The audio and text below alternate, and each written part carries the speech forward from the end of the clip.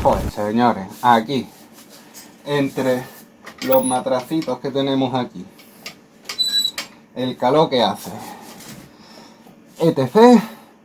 Lo siento mucho, pero ni camiseta de Walking Dead ni polla. Continuamos para bingo. ¡Oh! El Equivalión. El Equivalión, que os lo voy a presentar.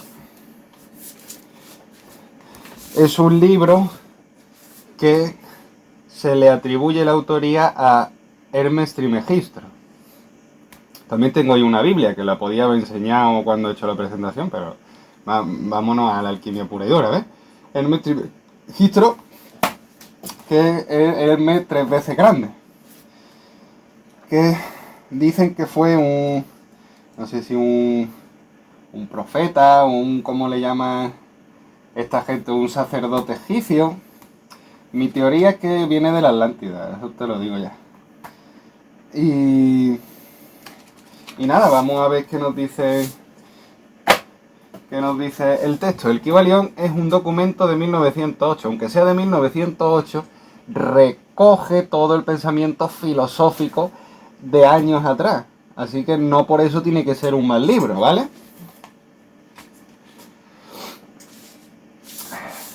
Que resume las enseñanzas del hermetismo, ¿eh? También conocimientos con los 7 principios del hermetismo.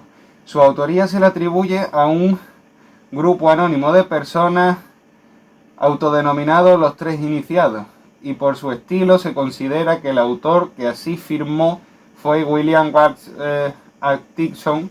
Su contenido base de movimiento del siglo XX, llamado Nuevo Pensamiento, está vinculado con el hermetismo y se vincula a un alquimista místico y deidades de alguna lógica ocultista llamada Hermes Trismegisto, a su vez vinculado con la deidad egipcia Tot, y cuya existencia se estima en Egipto antes de la época de los faraones, y según la leyenda hermética fue guía de Abraham. Esto que dice que fue guía de Abraham es muy importante, ¿vale? Fijaros cómo que por muy antiguo que sea, se van remontando a nuestro patrimonio. Entonces, ¿qué es lo primero que hay que hacer cuando seleccionemos un texto alquímico? De que sacan referencias de nuestro patrimonio. Por ejemplo, el Mutus Liber, con los versículos que te ponen. Y después tú lees y es verdad que te sale el texto de Jacob, y después tú dices, hostia, sí, la lámina está haciendo referencia al texto de Jacob en las imágenes. Entonces sabes que vas por buen camino. Fijaros que aquí, incluso Hermes Trismegisto, por muy antiguo que sea, según una leyenda hermética, fue guiado por Abraham. ¿Y quién es Abraham? Joder, es que ya nos vamos a la cábala y a los judíos. Entonces fijaros que la cábala es súper importante. Vamos a seguir. Os he puesto esta imagen, pero vamos a hablar primero de los 7 principios. Los 7 principios del Kybalión, que esto es el Padre Nuestro, y esto, si lo vemos en un texto de alquimia, es que vamos bien, porque están utilizando el hermetismo. Y si encima tienen cosas de nuestro patrimonio, ya va genial. ya ese texto, si, vamos a ver, si no lo ha hecho alguien que ha conseguido la piedra filosofal, lo ha hecho un filósofo natural. Y un filósofo natural no miente. Es decir, que ese conocimiento que él ha conseguido, ya sea por un maestro suyo o ya sea como nosotros, por darse cuenta de las cosas por sí mismo, no es mentira, no te está engañando. De hecho, te lo está regalando, te lo está mostrando, te está diciendo dónde tienes que ir para que tú lo compruebes y tú digas, hostia, es verdad, y sigas las enseñanzas. Y poco a poco vaya escalando hacia el conocimiento. Entonces, empezamos con los 7 principios. Mentalismo. El todo es mente, el universo es mental, el todo es el conjunto totalizador. Nada hay fuera del todo. Vale, te lo está diciendo claro.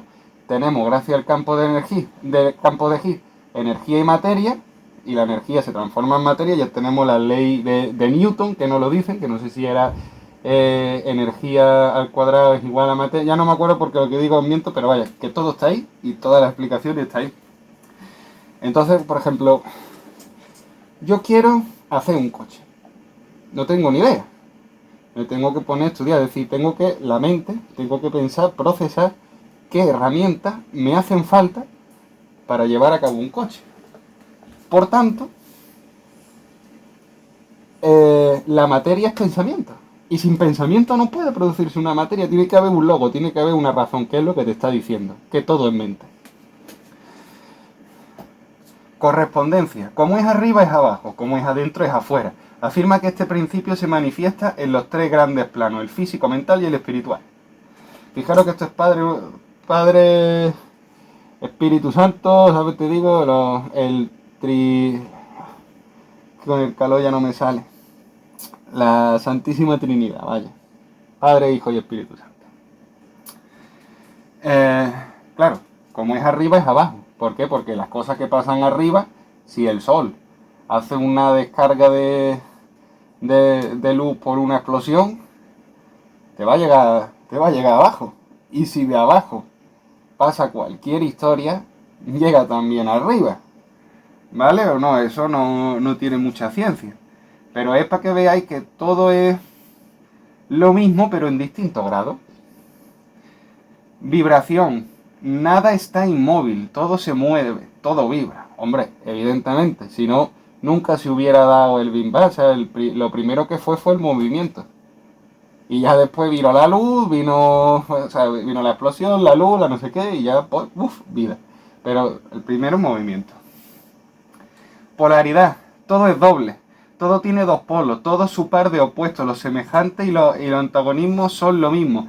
Los opuestos son idénticos en la naturaleza, pero diferentes en grado. Los extremos se tocan. Todas las verdades son medias verdades. Todas las paradojas pueden reconciliarse. O sea, que esto lo bueno y bonito de aquí es que no hay nada imposible, no hay nada que no se pueda solucionar. ¿Por qué? Porque todo es lo mismo en distintos grados. Si tú tocas un hielo dices, uff, me he quemado. Te has quemado y has tocado el hielo. Y por tanto, si te quemas, tú dices, uff, tengo la misma sensación de que cuando he tocado un hielo. Porque todo es lo mismo, pero en distintos grados. Ritmo. Todo fluye y refluye, todo tiene su periodo de avance y retroceso, todo asciende y desciende, todo se mueve como un péndulo. La medida de su movimiento hacia la derecha es la misma que la de su movimiento hacia la izquierda. El ritmo es la compensación. Pues claro, si inevitablemente, si hay movimiento, tiene que haber ritmo. Porque ritmo no deja de ser movimiento. ¿Vale o no? ¿Y qué es lo que nos quiere decir también con el ritmo?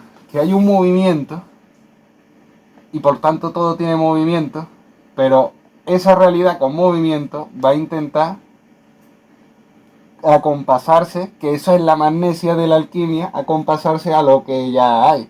Igual que nosotros estamos escuchando música y de repente empezamos a bailar.